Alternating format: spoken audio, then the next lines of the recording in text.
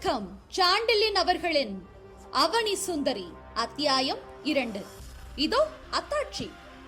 மயன் செதுக்கிவிட்ட சித்திரப்பாவை என அழகெல்லாம் திரண்டு நின்ற பெண்தான் அவனி சுந்தரி என்பதை கேட்டதும் வாலிபனான நலங்கிள்ளி விவரிக்க முடியாத வியப்பில் ஆழ்ந்தான்.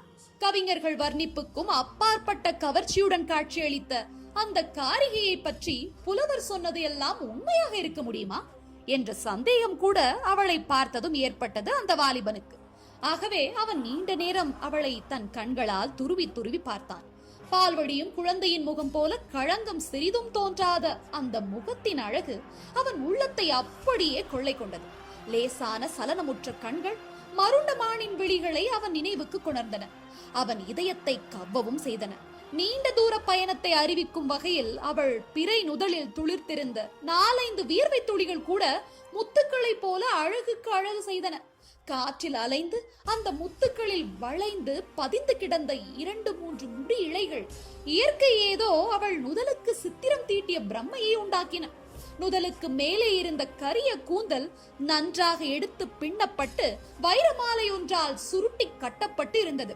பிறைச்சந்திரனை மறைக்க முயலும் நீருண்ட மேகத்தை அது நினைவுபடுத்தியது.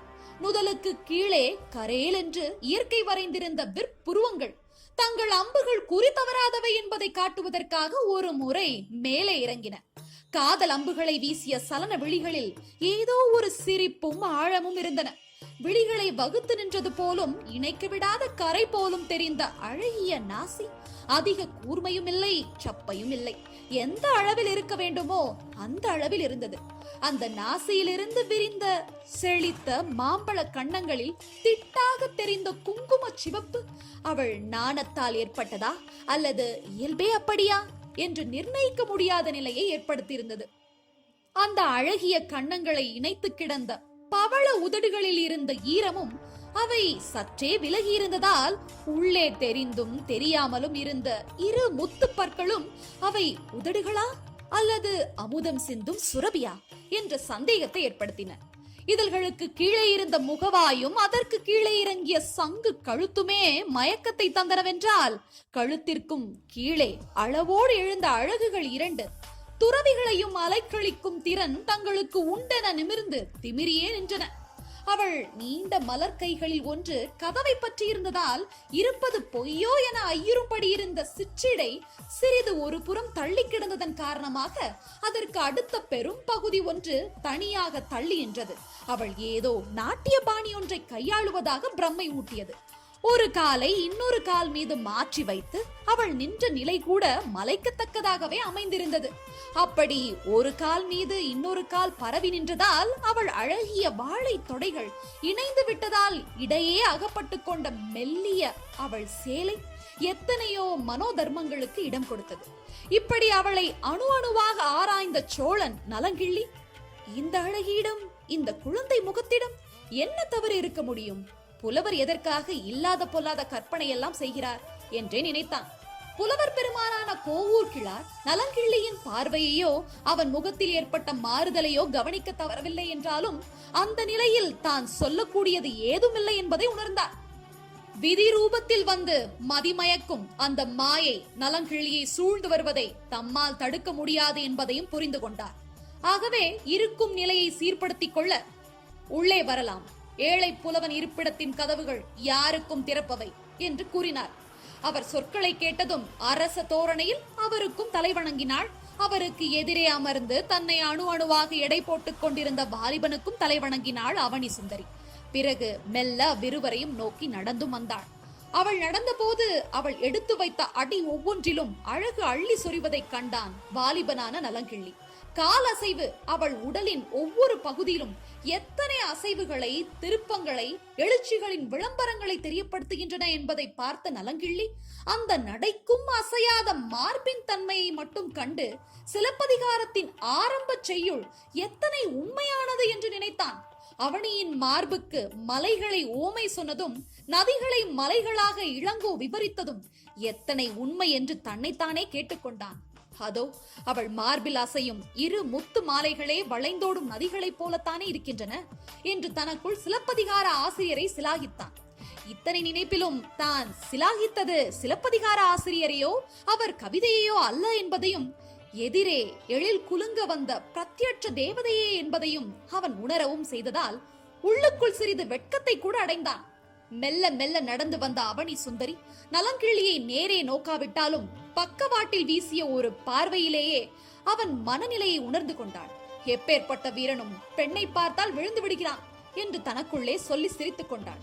அந்த ஒரு பார்வையில் கிடைத்த நலங்கிள்ளியின் வீர முகம் தன் மனத்தை எதற்காக அப்படி அல்லல் படுத்துகிறது என்பதை நினைத்து பார்த்து உள்ளூர வியப்பும் கொண்டாள்.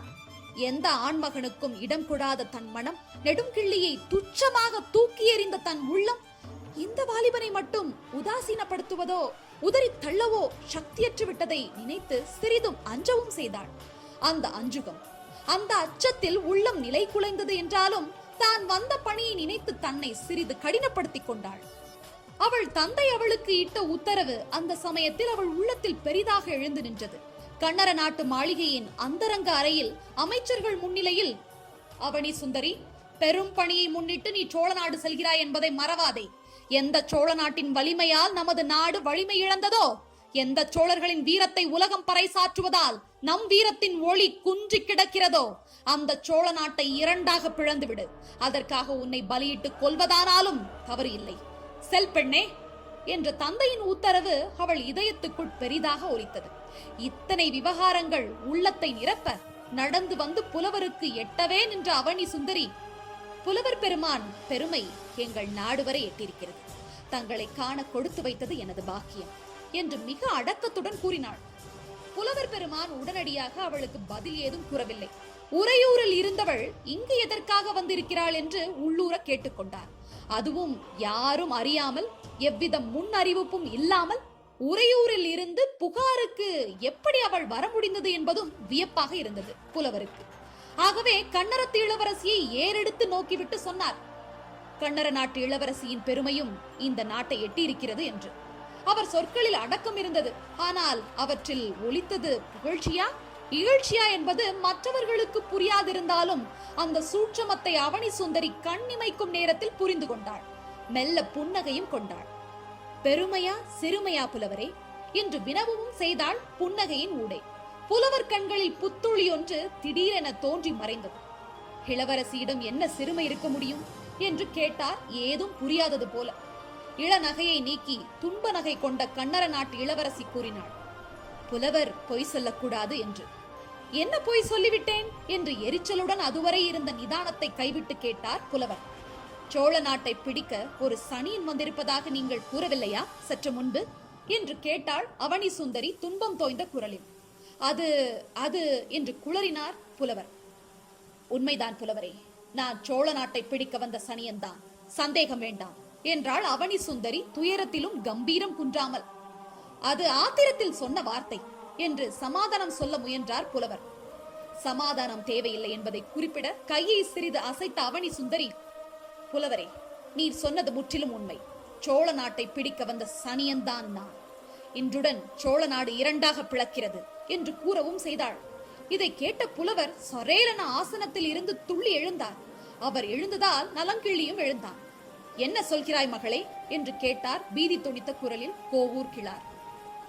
இன்றிலிருந்து சோழ நாடு இரண்டு படுகிறது. அதற்கு அத்தாட்சியம் கொண்டு வந்திருக்கிறேன் என்ற அவனி சுந்தரி, பூதலா பூதலா என்று சற்று இறைந்து கதவை நோக்கி கூவினாள். அடுத்த வினாடி பயங்கர மீசையுடனும் ராட்சத உருவத்துடனும் ஒரு வீரன் உள்ளே நுழைந்தான், கையில் ஓர் உடலை தாங்கி.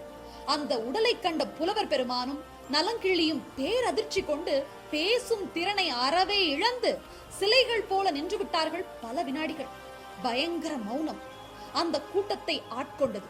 வெளியே கடலில் இருந்து எழுந்த பெரும் காற்று ஊழிக்காற்று போல ஊவென இறைந்து கூச்சலிட்டது. சோழ நாட்டில் பிரளயம் ஏற்பட்டு விட்டதை கோவூர் கிழார் மட்டுமல்ல, நலங்கிள்ளியும் உணர்ந்து கொண்டான். காத்திருங்கள் வரும் அத்தியாயங்களுக்காக. விடை பெறுவது உங்கள் வருணா மற்றும் அருண். நன்றி. வணக்கம், நான் அருண் பேசுகிறேன். நான் எழுதின தமிழுக்கு ஏன் பெண் வடிவம் அப்படிங்கிற முதல் புத்தகம் அமேசான் கிண்டலில் வந்து அவைலபிளாக இருக்குது. அதை வாங்கி படிச்சுட்டு உங்களுடைய வேல்யூபிள் ஃபீட்பேக்ஸை வந்து ஷேர் பண்ணுங்கள். அந்த புக்குக்கான லிங்க்கும் வந்து இந்த வீடியோக்கான டிஸ்கிரிப்ஷனில் இருக்குது. நன்றி.